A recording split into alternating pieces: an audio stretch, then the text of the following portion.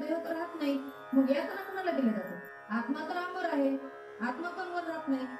आत्मा भगवंतामध्ये प्रविष्ट होतो, त्याला दुसरा जन्म प्राप्त होतो, मग यातना कुणाला दिल्या जातात? तर लक्षात घ्या, आपण मृत्युमुखी पडल्यानंतर नरकात भोग भोगण्यासाठी प्रत्येकाला, प्रत्येक मेलेल्या व्यक्तीला एक यातना देह दिला जातो, यातना देह. आणि त्या देहाला नरकामध्ये या पापाची कर्मफळ भोगावी लागतात.